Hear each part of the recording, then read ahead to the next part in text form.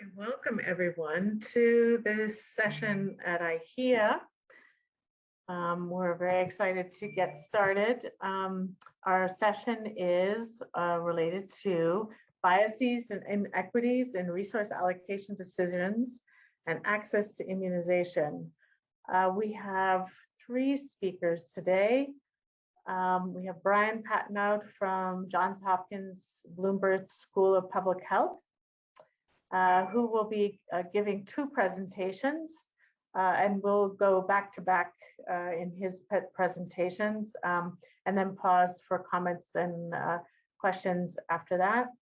And then we'll turn to Paula Christensen from the Imperial College London, who's going to speak to us about the utility of mathematical models for decision makers at global level. And then our final speaker is Tadenda Iyemeke from the University of North Carolina at Chapel Hill. I see that we have a few people in the room, so why don't we get started? And I just say I'm Logan Brenzel. I'm with the Bill and Melinda Gates Foundation, and very happy to welcome you to this session. So let's get started with Brian's presentation. And please, if you have questions that you'd like to put in the chat as we go along, please do that. And I remind you all to put yourselves on mute as you're not speaking. Okay, thanks. Thanks, Logan. So I'm going to be giving two presentations, which will go one into the other, but are both kind of on this similar topic. So the first will be presenting the Vaccine Economics Research for Sustainability and Equity, or VERSE toolkits, a new approach for assessing multidimensional inequities in healthcare access and outcomes. And then the second portion will focus on a direct field application of this in India. So just a bit of background on what this tool is. The goal for the VERSE project was to create an easy to use, easy to interpret tool for advocates and decision makers to assess vaccine-related equity in country and track progress in equity and efficiency of those outcomes over time.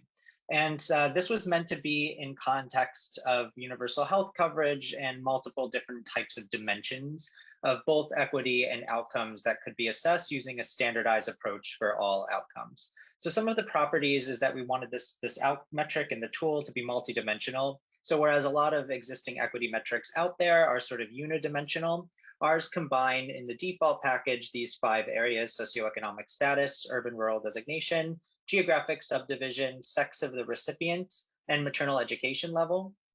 Another property is that our metrics and tool outcomes are decomposable back into their component dimensions so that one could figure out what the share is of total inequity due to each of these components. And then flexible, it can be applied to and compared across different types of outcomes, time frames, et cetera, in a standardized way.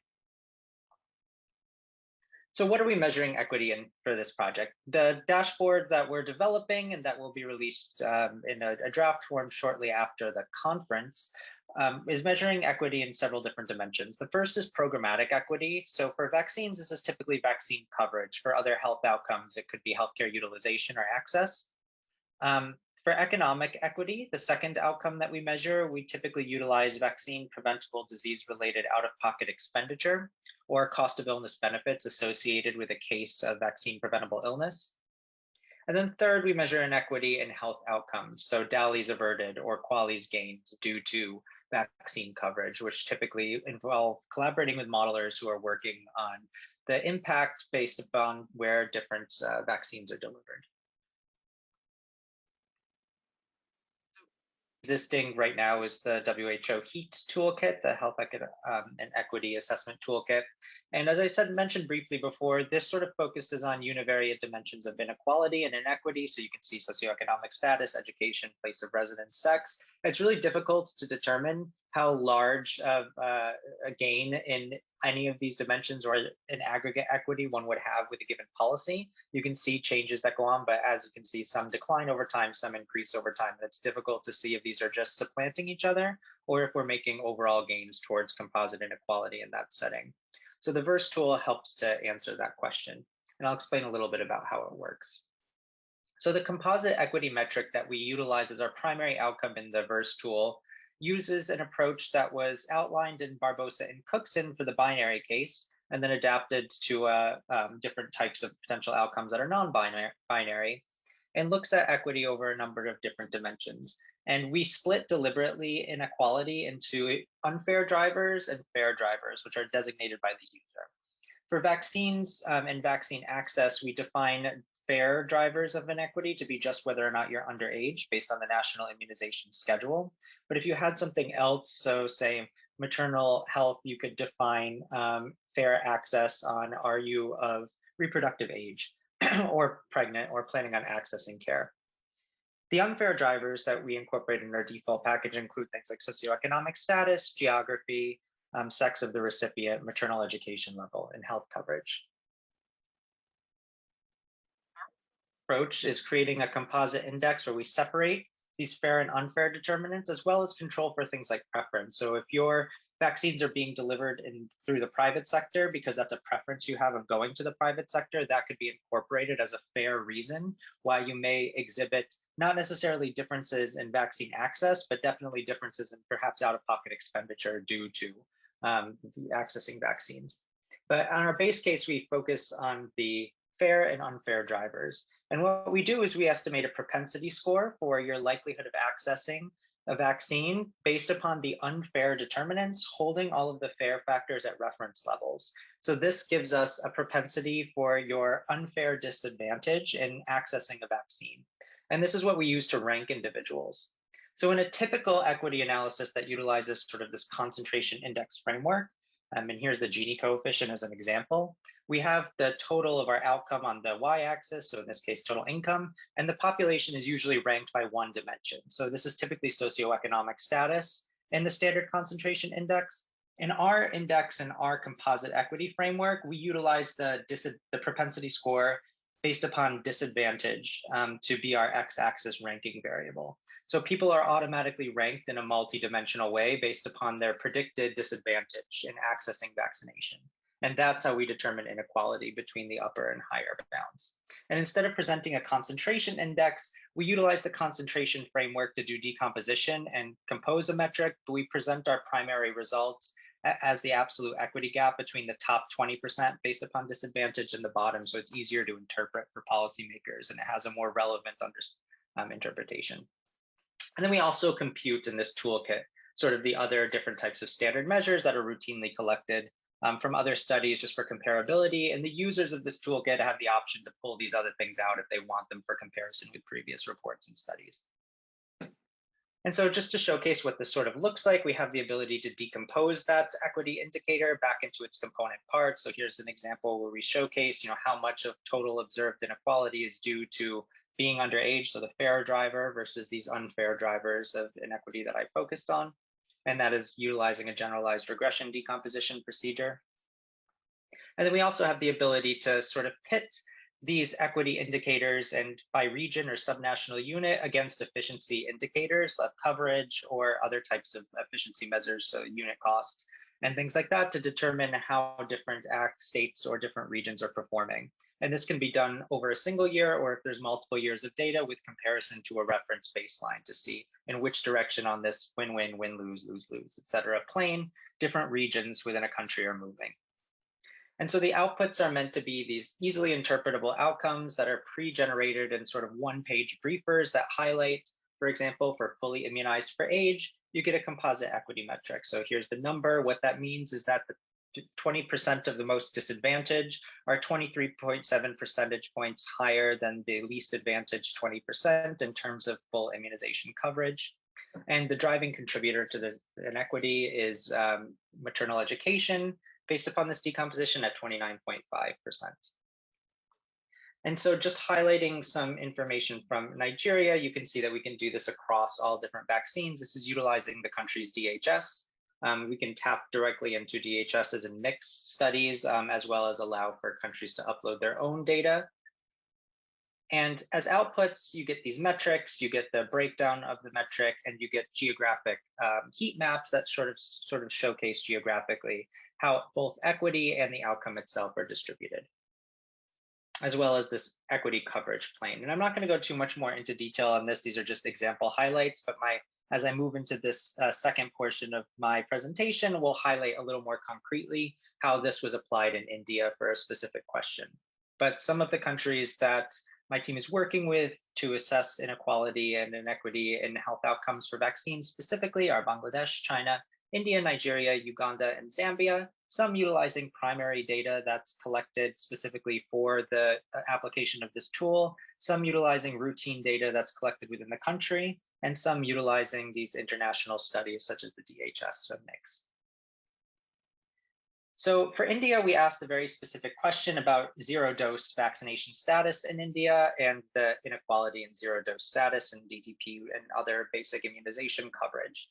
So based on the Gavi Phase 5 strategic plan, zero-dose children are called out, and that this is a highlighted focus for Gavi 5.0.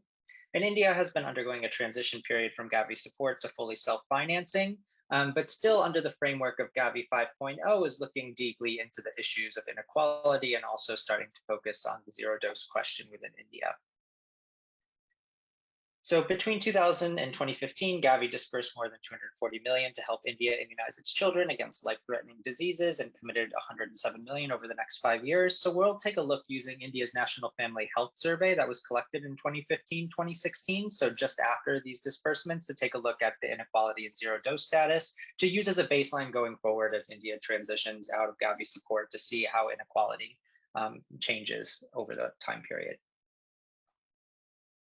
So our objectives are to assess the level and drivers of inequity within India over this time period, and we're using the National Family Health Survey from the 2015-2016 period, and applying the Verse Equity Dashboard, which is what I just discussed previously. So those methods for the composite index are going to be what I'm highlighting as results. So you can see for India, the composite equity metric, we got 0.105, which is interpreted as the prevalence of zero-dose status among the most disadvantaged 20% of the population would need to decrease by 10.5 percentage points to reach the levels of the most advantaged 20%. So it's 10.5 percentage points higher. Maternal education is the primary contributor to zero-dose inequity for this, contributing 31.4%. And you see that our fair drivers of inequality and zero-dose status, so just being underage at the time to be fully immunized for age with those basic vaccines, contributes to about 30% of the variation that we see. And another approximately 50% is controlled or determined to be related to these unfair drivers, while the remaining is unexplained. We can also see, taking a look at, for instance, DTP1 vaccination status, what that looks like compared to zero-dose itself. So we define zero-dose as not having received a single dose of measles, DTP1, or BCG vaccine during the period. And fully immunized for age, we can also see how that looks in terms of inequality. So that you can see we're much more unequal in the inequality in actual zero-dose status than in any one vaccine. And you can see what the zero-dose heat map looks like by state in India from the tool, where we can take a look at both prevalence of zero-dose status as well as inequality within that state of zero-dose status across the community, driven by those unfair determinants. And so while these overlap somewhat, there are some differences with some states having higher levels of inequality than others.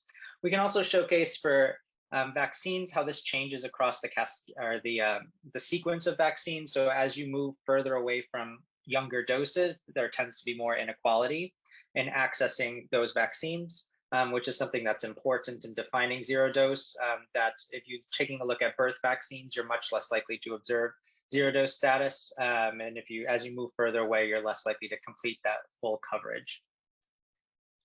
So it depends upon how you're defining zero-dose. And then for equity and efficiency, you can see here what we can do with sort of equity efficiency planes based on these questions. So here's pulling out DTP1 vaccination and taking a look at how one could interpret this. So you can take a look at any given level of coverage across the different states in India and sort of see how states with similar levels of coverage are comparing on overall inequity, and then maybe dig deeper into those states to prioritize why, for instance, in this scenario, why Manipur is ranked considerably lower on the equity scale than other states such as Karnataka or other administrative units for the same exact coverage attainment. So this can be used for discussion among policymakers about what the drivers of those precise differences precisely are. Additionally, you can see here some of the additional vaccines that we're able to do when we get this similar pattern that as you move further away from birth, inequality in receiving the vaccination increases. Conclusions from this work for India is that maternal education and socioeconomic status seem to be the leading contributors to zero dose status inequity, explaining 31% and 15% of composite inequity respectively. And this is important to look at because one could then break it back down and see, as programs or interventions are done to relieve the relationship between socioeconomic status or maternal education and outcomes, whether or not that's just switching the inequity to a different dimension or exacerbating other areas or holistically moving towards decreasing overall inequity. There's also significant heterogeneity and inequality and the level of vaccination coverage across states in India. That's nothing new. We see that in lots of studies, but this just highlights that it exists for zero dose status as well, in addition to the individual vaccines and health outcomes that have been looked at in the past.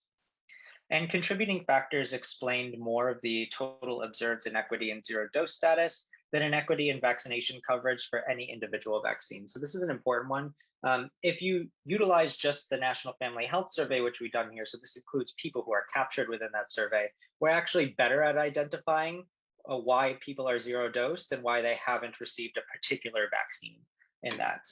It's much more likely that those factors that we've listed in our default package cover the reasons why they are not, or at least the variation in why they haven't accessed any vaccines than any particular one vaccine.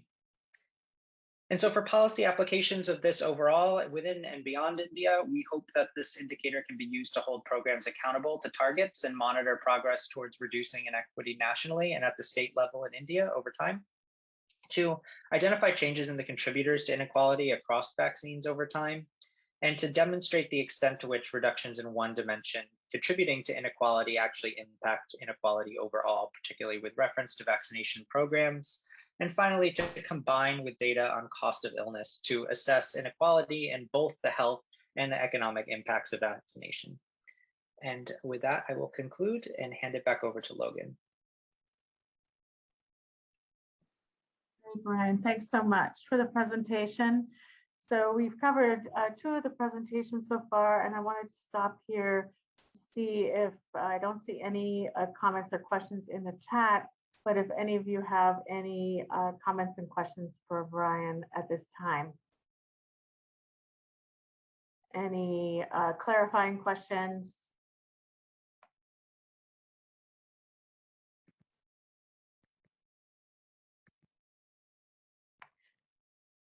So I guess I could kick it off. In terms of the first presentation, you are presenting the different sources of inequity somewhat independently from each other. But we heard in the opening plenary with Geeta Sen at this year's IHEA, she talked a lot about the intersectionality of inequalities, that inequalities are intertwined, and that inequalities are time-specific and context-specific. So I guess my overall question would be, how would you relate this, that concept to the work that you've done so far with this dashboard? We're presenting these contributors as independent in order to kind of call out how we measure those things separately and how the actual independent measurement of these things changes in relation to the outcome. But really the way that we're doing this is we're ranking people on composite disadvantage. So in fact, we're combining all of these in order to rank individuals, saying that there's a multidimensional component to their deprivation in terms of the health outcome, and then trying to back out how much is due to variation in the different components afterwards. So that one could track this over time and see how it changes. But ultimately, in terms of the overall composite indicator, what we're doing is really ranking people on this sort of composite disadvantage, which takes into account sort of the interplay and intertwine in the regression framework of these different variables. So we're isolating independent variation from each of these things, but we're taking into account the fact that they are indeed related to each other, and they're not fully independent. Okay, thank you, Brian. Anyone else want to bring a question forward?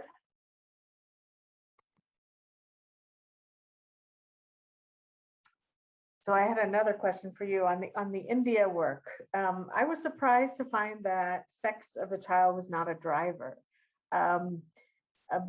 because some of the work that we've been doing with Gavi has called out a few countries where gender is a driver, and I'm wondering to what extent we've often conflated age of the child with the gender, and this analysis has allowed us to maybe parse that out a little bit better. Relating a number of different things, I think. So the one question is that like poorer households may be more likely to have gender related biases as well. So there will be some of that that's more strongly being absorbed by variation in the inequality in socioeconomic status, and particularly maternal education. So we're seeing that actually just the measurement of maternal education does a better job of picking up the sex-based differences perhaps than sex themselves, but also the age controlling. We do see some evidence that if you take a look at people who are slightly late not in getting their vaccination, so if we make the cutoff at 1 year, we're missing people who were like 1 year and 1 month. Right. So if you take a look at those people who got the vaccine in 1 year or 1 month, there are sex differences in that group as well. So accounting for age and including everyone and just netting people out based upon the age requirements can help solve some of those problems, because it may be, in fact, that these are more strongly related to age and just being a little late than excluding altogether. Great. So there's a question from Gabriella Elstock. She wanted to know if the toolkit is publicly available for use and what the plans are.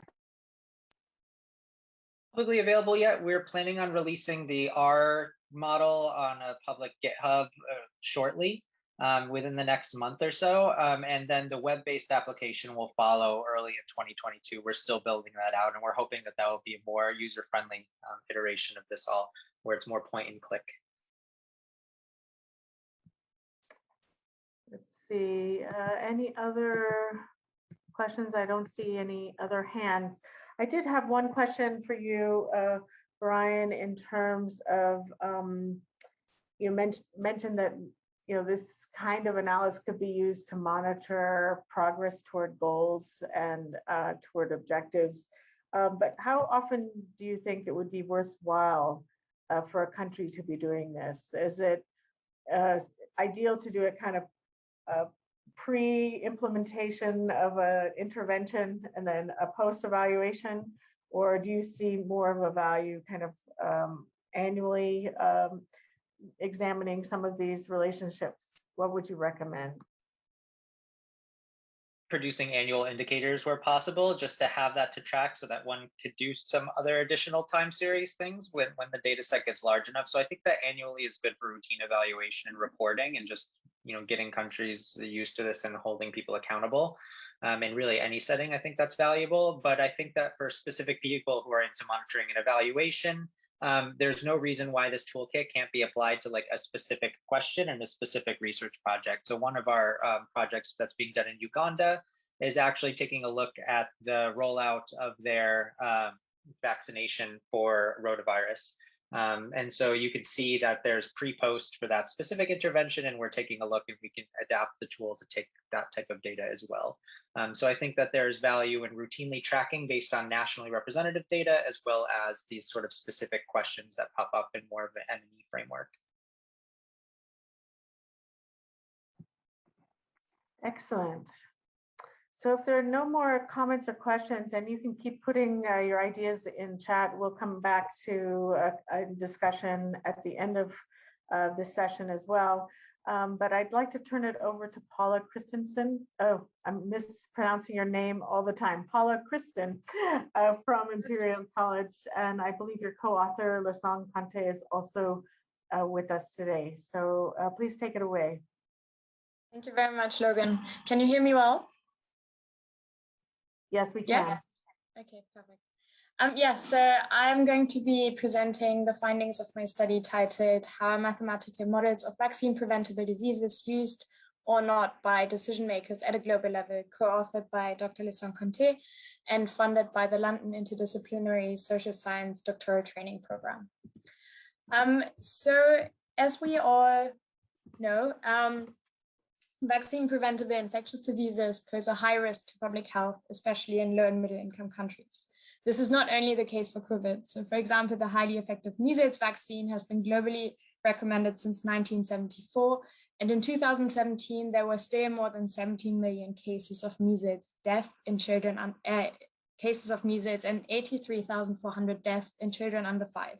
Of these, more than 99% occurred in low and middle income countries.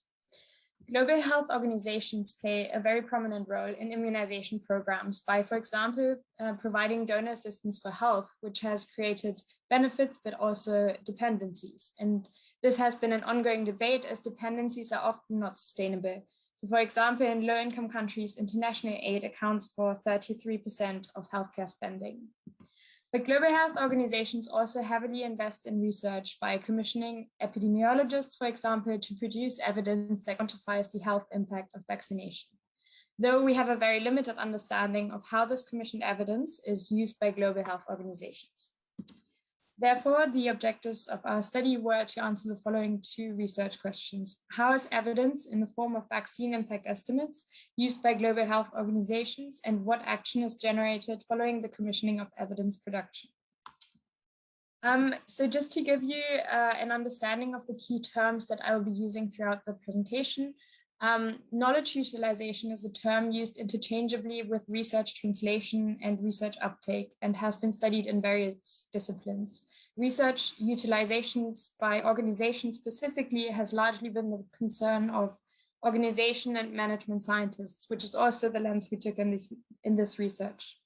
We focused specifically on one organizational process, which is action generation of global health organizations, whereas other organizational processes were not the focus of the study.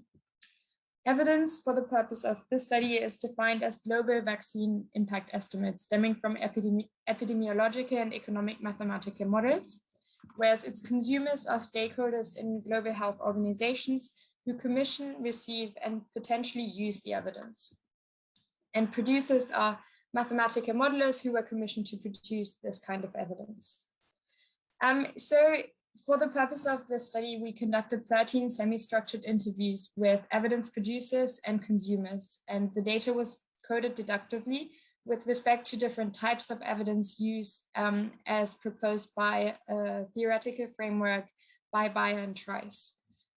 Here, instrumental use involves applying research results in very specific and direct ways where evidence is used to solve very clearly and predefined problems. So for example, a problem may exist and a decision has to be made, and the information or understanding is lacking. The research that is provided by evidence producers may provide the missing knowledge. With the gap being filled, a decision can be reached. When evidence is used conceptually, research results are utilized for general enlightenment. So results influence actions more indirectly and less specifically than in the instrumental use case. This is likely to happen over a prolonged period of time. And the third category is symbolic evidence used, which involves using research results to legitimate and sustain a predetermined position. So in this sense, evidence may confirm the programs that organizations or individuals wish to promote. I also want to highlight that the evidence can be used in multiple ways concurrently, and the three categories presented here are on a spectrum. So broadly, we found that evidence is not directly translated into organizational actions, but is used by global health organizations to mainly demonstrate accountability and to solicit funding from external partners. So the global modeling evidence is used to validate global health organizations' short-term funding objectives by comparing the estimates, for example, with coverage data. Then secondly, the evidence is used for strategically planning organizations' mid to long-term actions by reflecting on the potential global health impact of their investments. And thirdly, burden of disease and vaccine impact estimates are used to garner financial support from donor partners to pursue these objectives as the quotes on the right-hand side suggests. Therefore, this is best described by the symbolic evidence use model, where evidence is purposefully used in the strategic process of resource mobilization. Organizational norms, objectives, and other factors may prevail the direct and demonstrable use of evidence in this context. Though executive board decisions are the main drivers of investment decisions and strategic plans in global health organizations. Secondly, evidence is argument generating, and in this sense is best described as conceptual evidence use. This became especially apparent when informants discussed the process of producing evidence to answer policy relevant questions. And based on the perspective of evidence producers, interaction is required at a very early stage of the research evidence production. So thereby interactions may become vital to facilitate an understanding of the evidence and its caveats and limitations. In case of a lack of understanding, and if the foundational knowledge that has been entrenched within evidence consumers over time is being challenged, maybe not meeting consumers' expectations, the evidence may be perceived as negative. We also found that new knowledge is integrated slowly and forms one of many influences on organizational decisions, as the quote on the right-hand side suggests.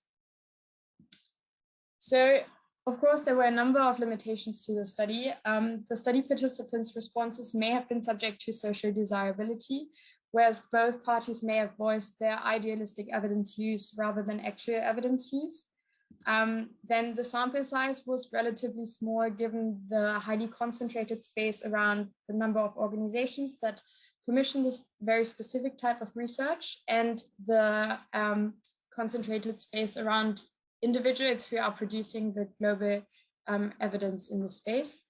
And lastly, this is only one very specific type of evidence, whereas other types of evidence may be used differently. So to conclude, to no surprise, we found that actions are mixtures of scientific evidence and organizational norms, behaviors, and cultures. We found that commissioned epidemiological and economic evidence is used to track progress, and it provides a measure of success, both in terms of health outcomes and the organization's existence or mission statement. To maximize the value of the work of epidemiologists, we found that stakeholders agree on the necessity of a continuous engagement to avoid users cherry-picking one favored evidence. And these interactions and relationships enhance the trust in evidence as quality can be ascertained over time. These interactions are also vital for ensuring the awareness and understanding of the caveats of the mathematical models, and innovations as a result to changes in the mathematical modelers' methodologies can lead to mistrust if the evidence does not conform prior held beliefs, for example. Lastly, to our knowledge, this is the first study to focus on the use of global epidemiological and economic research commissioned by global health organizations using an organizational science perspective. And last but not least, here we looked at evidence use at a global level, while in further research, we would like to address evidence use at the national and the interaction at the national level and the interaction between the global and the national level. Thank you very much for your attention. Thank you very much, Paula. Excellent presentation. So we'd like to open it up now for comments, questions from our participants. There are 22 of you out there, so I'm hoping that somebody wants to kick us off and open up with a comment or question. Catherine, I have a question. Yes. Yes. Hi. Hi. Hi, Paula. Great presentation and great study, and super interesting and very timely right now with COVID. So I just wonder, like some of our science communicators at Imperial, as you know, they're on a crusade trying to explain the difference between projections, forecasts and estimates. And we think that often there is a misunderstanding because policymakers confuse one for the other. So do you think, was that voiced by the people that you interviewed, that there might be a confusion about the nature of the evidence they're looking at? Absolutely. I think it is very important to note that this was a very specific type of evidence. Those were impact estimates. And to an extent, I probed on to what extent the evidence consumers or potential evidence consumers really understood what impact estimates were. But I think a concern of mathematical modelers in general was that the evidence is collected and presented as point estimates specifically, rather than shown with uncertainties around them. So the definition of the type of evidence and the uncertainty underlying the mathematical models were the two key concerns for the evidence producers. Great. Katharina, you want to put your hand down? Okay.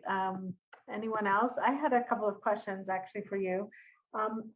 My question first was, you do have a small sample size, but could you give us an idea of the types of agencies or stakeholders, don't want names, but maybe just give us a sense of, who is in your sample, what perspectives might be in your sample. From your viewpoint, would there have been any potential for biased results, and how might you have managed that in terms of, you selected this 13, but not that 13. So how might you have managed that? You also talked about slow integration and wanted to get a better sense of, what would be considered ideal in terms of time frame. Do you have any, framing around that time frame? Let's turn it back over to you. Okay, I will begin with the last question. So regarding the ideal time frame and slow integration, I'm not, I don't think one of the conclusions was necessarily that things have to happen fast. But this is just an observation of how new methods, new innovations, new mathematical models potentially are integrated in larger organizations. And I think one of the many conclusions we can, not only this study showed, is that multiple evidence sources need to be consulted before any decision can actually be made. So that the quality can be ascertained and compared with other models, with other findings as well. So I think this is just important to note, as the slow integration also leads to a greater likelihood that at some point the evidence will have an impact, but not necessarily tomorrow or the day after tomorrow, but rather over time. And then in terms of the type of organizations that I probed on, those were international, acting at an international level, having the capacity to allocate funding to different types of research groups, as well as different countries and vaccines, and potentially having a mandate to write guidelines as well as support countries financially. But obviously I can't name any names. And in terms of bias management, so after potentially 10 interviews or so, I realized that some of the statements are repeating themselves. And this is when I figured there was a consensus view on some of the issues. And in the manuscript of the study, I'm eliciting on the differences between the evidence consumers and producers in their viewpoints, but also sometimes between the different evidence producers. And hopefully that's going to be published soon. And yeah, I hope that answers your question. Great. All right, so I'm going to look one more time just to see if there are any further questions or comments. I don't see any other hands up. So we want to turn it now over to our last speaker, who is Tadenda Yameke from University of North Carolina, and turning it over to you. Please put up your presentation. Thank you. Great, we can see it. I can't hear you. I think you're on mute.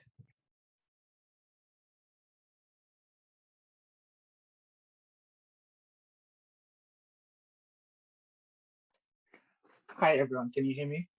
Yes, Tanana, we can hear you. Great. Yeah, thank you so much. It is my pleasure to be presenting our work to you this afternoon on a systematic review of costs for beneficiaries and caregivers to seek and to reach vaccination sites.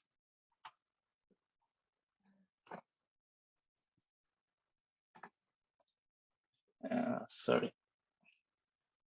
Yeah, so I wanted to mention that the work that I'm presenting this afternoon has since been published in the Vaccine Journal. So you can find out more details about the work in the published version that's presented here on the slide. And I'd also like to acknowledge my co-authors that are listed on the publication who contributed to this work, and also to acknowledge the support of CDC in carrying out this work. So the background to our work is informed by the need to increase immunization coverage as global vaccination coverage has stagnated in recent years. And more recently, the impacts of COVID-19 could potentially reverse some of the gains in coverage that we have attained, and therefore also put more further increase on the need to increase immunization coverage. So our work then was motivated by two questions. The first one is, what are the costs for beneficiaries and caregivers to reach vaccination sites? Understanding these costs is key to planning interventions to increase vaccination coverage and to ensure that we allocate adequate resources for these interventions and efforts. And also by the need to holistically understand these costs, considering both costs that are incurred by vaccination programs, as well as costs that might be incurred by beneficiaries and caregivers themselves when they are seeking vaccination. So, and then the second question that our work sought to address was what these costs are for beneficiaries and caregivers who may be hard to reach and or hard to vaccinate. And according to proposed definitions in prior work on defining hard to reach populations for vaccination that is cited here, hard to reach populations are those that face supply side barriers to vaccination, listed on the left panel of the table here, whereas hard to vaccinate populations are those that face demand side barriers to vaccination that are listed on the right panel of the table here. So our systematic review then focused on documenting the state of the evidence on the costs associated with getting beneficiaries and caregivers to vaccination sites, including how these costs may vary for the aforementioned hard to reach and or hard to vaccinate populations. And so to do this, we identified 3 steps that are essential for beneficiaries and caregivers to reach vaccination sites that may result in costs. Namely that the beneficiary and caregiver have to seek and know how to access vaccination, and they have to take time off work, chores, and school for vaccination, and they have to travel to the vaccination sites. More details on how we came up with these steps are listed in the presentation that's cited there. So we then developed search strings for each of these 3 steps.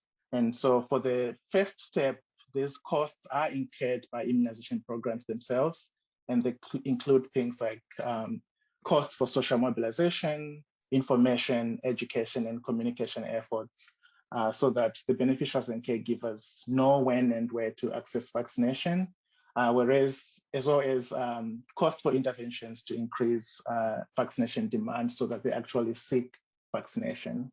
Whereas the costs associated with the last 2 steps are incurred by beneficiaries and caregivers themselves. For example, they will incur productivity losses when they take time off their work, chores, and school for vaccination, and they'll also incur travel costs when they travel to vaccination sites.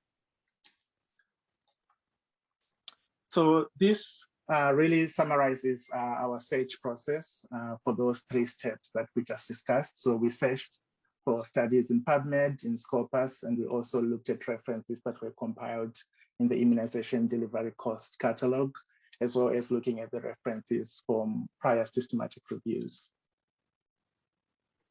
So this summarizes our main findings from our systematic search. As you can see, there were much fewer studies that documented the costs associated with the costs incurred by beneficiaries and caregivers to take time off or to travel to vaccination sites, compared to the costs that are incurred by immunization programs for things like social mobilization. And in particular, the evidence on the costs for beneficiaries and caregivers who face hard to reach or hard to vaccinate barrier was particularly limited. We only found 8 studies that documented such costs. And then I would also like to highlight that there were only 2 studies that actually reported the incremental costs for targeting the populations that face hard to reach barriers compared to populations that do not face the same barriers. And in these 2 studies, which documented social mobilization costs, these costs were between 2 and 3.5 times higher than costs for the populations that did not face the same barriers. So I would like to get into some key takeaways from our findings. So as suggested by the evidence from those 2 studies that had the incremental cost for targeting hard to reach populations, these costs could be much higher when targeting populations that face these hard to reach barriers compared to those that do not. And another key takeaway, I think, is that we really need to understand those productivity losses and travel costs that are incurred by beneficiaries and caregivers. Because if these costs are prohibitive, then they could determine a person's decisions to vaccinate. And if these costs are prohibitive, they could lead to under-vaccination. So really, when we have greater evidence on these costs, then decision makers could start to make sure that they allocate adequate resources. So for example, they might consider the use of incentives or other mechanisms to help defray some of these costs so that the costs incurred by beneficiaries and caregivers do not end up becoming a barrier to vaccination. And then I would also like to highlight that, the limited literature that we found on the cost incurred by beneficiaries and caregivers might also reflect the inherent difficulty in measuring such costs. So there might be also a need to develop more costing methods that can enable us to measure the costs incurred by beneficiaries and caregivers when they seek vaccination. And then I will conclude by also going into some of the study limitations. So our study did not include any studies in the gray literature. And we might have also missed other studies that were published in other languages other than English, and also those that were published before the year 2000. And then there's also the inherent difficulty in trying to operationalize these kind of systematic searches, as you might miss nuanced descriptions of such costs that might be in the full text of the article, and you search a systematic search by just looking at the study titles and abstracts. And there are practical considerations of having a manageable search versus having a much open search for any cost in general that will take you a while to go through the literature. And then there's also limitations in the comparability of those costs because of the different study methods and contexts. And then, some literature might not explicitly mention barriers to vaccinations that are in those interventions. So you might misclassify some of those studies as targeting hard to reach or hard to vaccinate. And then I would like to quickly also then conclude by pointing out that this work was conducted as a body of work with 2 other papers that have also since been published. So the first one is a systems map of the economic considerations for vaccination that's published in Vaccine. And this paper really goes into the systems mapping approach that we used to come up with those mechanisms and steps that are essential for vaccination. And then the other paper is kind of the counterpart of the paper that I've presented today, but this one more focuses on the costs for vaccinators to reach vaccination sites, and then looking at what the incremental costs from the vaccinator perspective would be for targeting hard-to-reach populations. So thank you so much for your attention. Thank you very much, Tatenda. So we can have about 10 minutes left to open it up for comments and questions. I noticed several of your co-authors are on in this panel, so hoping to hear from some of them. I can open it up with a couple of questions for you. So in terms of the IE&C social mobilization, in low-income countries, it was 41 cents a dose versus $20, $28 in higher income countries. I'm just wondering, what do you think is driving these major differences between those income groups? So that's my first question. My next question is whether or not you were able to examine the social mobilization costs, IEC costs related to reaching specific population groups. Maybe it was hard to pull that data out, but if you could give us some flavor of that. And then just an overall comment. I mean, right now, working with countries to try to budget for a COVID-19 vaccination, there is a limited amount of information available to those countries.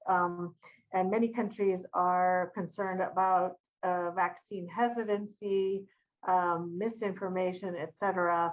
And I didn't know if any of the research that you pulled out of the systematic review looked at any costs related to social listening or any costs related to mitigating responses to misinformation, because it's not only kind of the traditional work that we've been thinking of in the past, which might be reflected in the studies, but it's kind of this new layer of activity that we need to bring to bear in trying to promote and increase awareness and reduce hesitancy of individuals. So that's kind of my first set of questions. Over to you. So yeah, thank you for those questions. So I think the first question is around what were the drivers in IEC costs across different country settings. I think I might need to go back and check at the data, but I think one of the drivers was really the differences in the nature of interventions. So across high income countries, we tended to have more of these interventions that used, for example, immunization information systems that maybe have like really intensive startup costs and might be just more costly in general. And then for low income countries, you tended to have maybe lower cost interventions like using text message interventions, or that the interventions were part of like really broad, they were part of the health system interventions rather than standalone kind of like one-time interventions. So I think that's where some of the sort of like the limitations in trying to compare these different intervention types and different intervention contexts. And then your second question was whether there were IEC costs for reaching specific groups.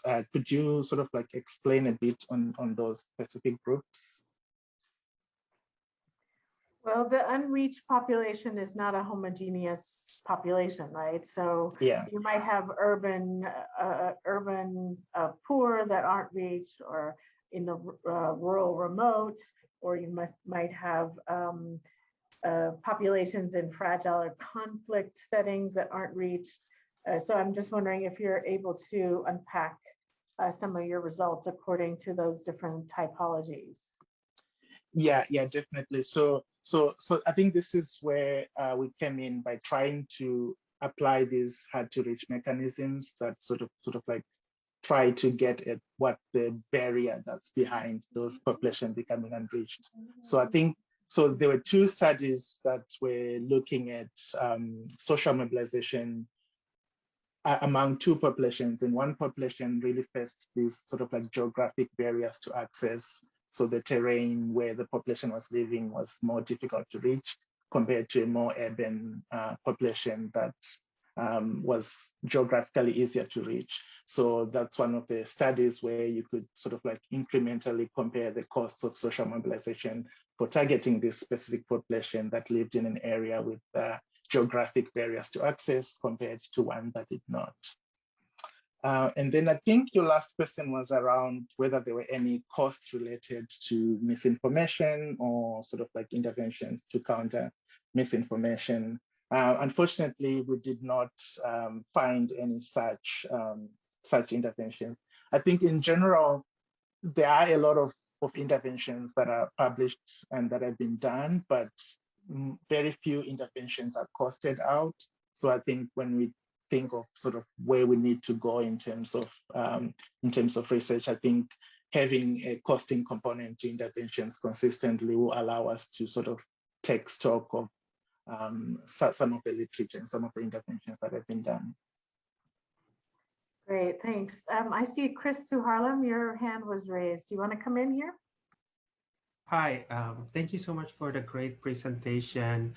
Very, very interesting. I'd love to get a little bit more clarity. I think some of your, you mentioned earlier that studies that reported cost per dose to reach, for hard to reach population for about 2 to 3 times higher than a typical cost. Are these sort of a composite when you compare the two broader group, or are you taking into account sort of within country information? For instance, I see that you mentioned that of the 6 studies that has some data on travel to vaccination sites, 4 of them are Israel, UK, and 2 is the US. One is in India and one is in Guinea-Bissau. For India, for instance, how do you compare the findings on that number in India with other published single delivery costs in India? Because we do have information on that on the ITCC, if I'm not mistaken, and other, just within one specific context. How do you, is it still 2 to 3 times or is it a lot more? Just trying to see if there's a Okay, great question, Chris. Sorry to cut you off.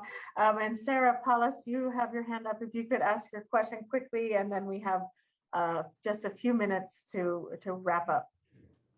No, that's fine. I'll give the time to Tenda to answer that good question, but just to reinforce the idea that we generally found, limited data on the cost, the incremental cost of reaching hard to reach.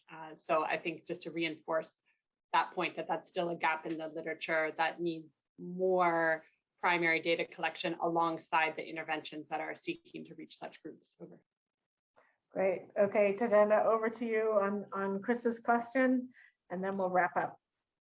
Yeah, so on the 2 to 3.5 times, so what that meant, again, because we're trying to find a study design that would allow us to get a sense of like how much more would it cost to reach the hard to reach compared to populations that do not face the hard to reach barriers. So those were, it was like interventions within the same country in the same study essentially, but they kind of had like 2 groups that the intervention was targeted. So it kind of becomes a pseudo kind of control versus, comparator group. So in this one study, I think one was in Haiti, I think they were targeting a population in one intervention arm where they were facing, geographical barriers to access.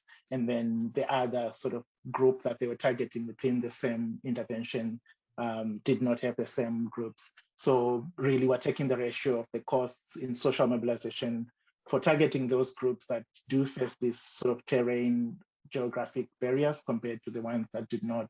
And that's where we get that 2 to 3.5 times ratio. So that's kind of like how we're comparing within the same study and kind of trying to have comparator groups within the same intervention. But then, I mean, this is not like a perfect way of because there are so many other things that could also be driving those differences in costs, but it's at least a start to get sort of like a flavor of how much more does it cost to target hard to reach populations. Thanks very much, Tadenda. And I would also just note that I think there was an earlier session today that looked at the cost of scaling up immunization in India, and there was a 2 to 3 times also increment in the cost there. So thank you all for your excellent presentations, Brian, Paula, and Tadenda. I think this was a very interesting and useful session, and we're going to close it out now. Thanks to everyone, and see you in some other session in IHEA. Please remember to evaluate the sessions after you leave. Bye-bye now.